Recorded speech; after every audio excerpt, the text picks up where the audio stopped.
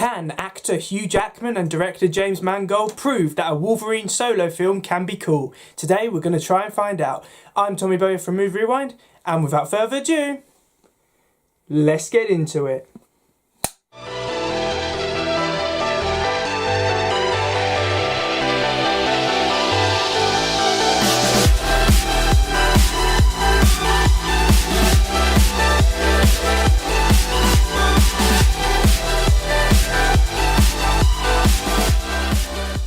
The Wolverine was directed by James Mangold. It was released in 2013 and it is the second solo outing for Hugh Jackman's Wolverine.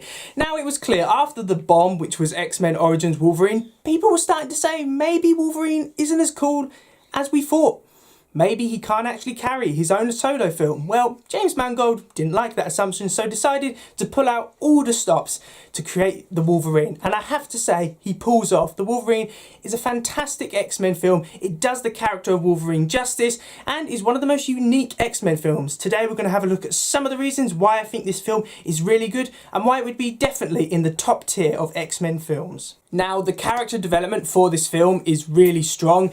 Wolverine's grief and guilt over the death of Jean Grey, which occurred in The Last Stand, is handled really well. I always think it's good when comic book films deal with real human issues, and this storyline deals with grief very well. It's great to see Wolverine trying to find himself throughout the course of this film.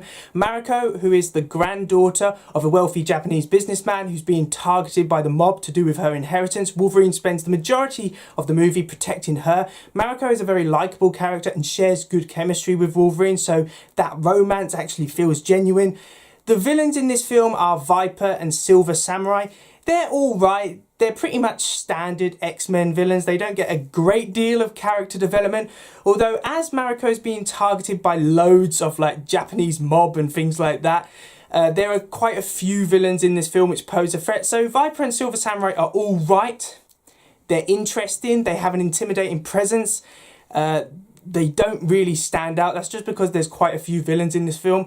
Overall, I'd give character development an 8 out of 10 because the development done on Wolverine in terms of his grief and guilt is really strong. Mariko's likeable. It's just the villains which could have been a bit more fleshed out. Hugh Jackman gives a strong performance in the role of Logan and Wolverine, and he is really the standout. This is his film. He's at the centre of it, and you can tell he was really invested in this project compared to previous X-Men films, so gives it his all. As I previously said, the grief storyline over Jean Grey is done very well. He has some fantastic scenes with Famke Janssen, who returns to the role of Jean Grey. There's a lot of emotion there, and you actually feel very sorry for Wolverine because, of course, he's immortal. He just wants to die. He can't live a normal life, and that's done very well, and you feel very sorry for him.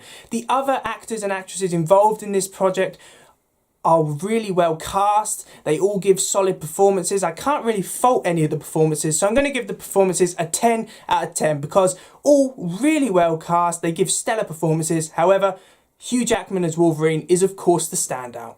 The CGI in this film is top notch, which is what you would come to expect from X-Men films. It holds up really well and none of it looks fake at all, so that's always a good thing.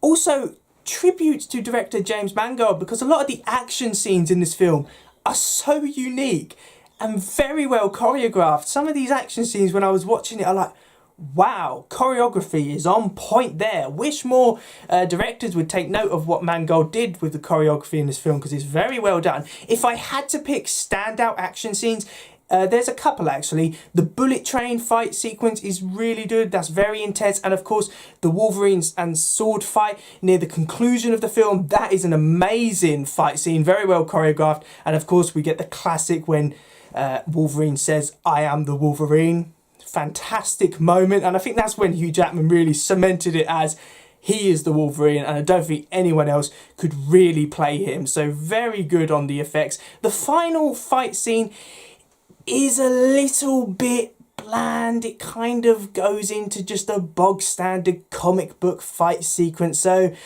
I wouldn't mind as such. It's just a lot of the other action sequences are quite unique, so this one feels a bit boring. So overall, I would give the effects a 9 out of 10 because there's not really anything wrong with them. I like that they're all well choreographed and that the CGI holds up well. I just think it's that final action scene which stops it getting a 10 out of 10. Now, the story and writing, like the majority of aspects of this film, is really, really good. Of course, as I previously said, Wolverine's guilt over Jean Grey's death and like his part in that is done really well. It feels like a natural sequel to The Last Stand, so for long-term X-Men viewers there's that connection with The Last Stand there, makes them invested in it, they feel like they've gained something from watching this film, so that is always good. Wolverine is basically a bodyguard for Mariko throughout the course of this film. Amazing, he naturally fits that role, and it leads to a lot of very good action sequences and tense moments. There's great chemistry between Wolverine and Mariko, and I think that's what carries the film because they spend a lot of the film together. So if they didn't have that chemistry, the film wouldn't be as good and the quieter moments would probably drag. They don't because the chemistry works. And of course, Wolverine is mysteriously losing his powers throughout the course of this film, which I think was a good route for Mangold to take with this film because, of course, Wolverine is basically indestructible. So when you remove his powers, so when someone hurts him, he can't heal, that's good because then it feels like the stakes are raised and Wolverine can actually be harmed in this film. So the story is really good. It's a very well thought out plot. It works well. All the plot twists near the end of this film, I won't give them away, are very good. A lot of them you don't see coming, so that's always great. So I'm going to give the story and writing a 10 out of 10 because it's really, really strong. Probably one of the best plots in any X-Men film. So for this film's special recognition, I've got to talk about the style of the film. The Japanese style makes it one of the most unique X-Men films out there. James Mangold went all out with the Japanese style in terms of the scenery, the action scenes, the culture. It just works really well. I'm a massive fan of Japanese culture. I've always wanted to go to Japan, so this film works really well. I love that they fully embraced the Japanese culture. So I'm going to give Special Recognition a 10 out of 10 because it's very, very unique and set in Japan. It's just perfect. For some reason, it just suits Wolverine down to the ground. The Wolverine is one of the most unique X-Men films. It fully embraces its Japanese style. Hugh Jackman gives a stellar performance, as do the majority of the cast. The action scenes are top-notch and very well choreographed, and it has a few plot twists thrown in there just to keep you on the edge of your seat. And that is why the Wolverine gets a very well-deserved 47 out of 50, which gives it a grade 1 ranking. Honestly, before I watched this film, I thought it would be grade 3, possibly grade 2. However, once I'd seen the film, it couldn't be anything but grade 1. It's a very underrated X-Men film. I love this film. It's one of my favourite.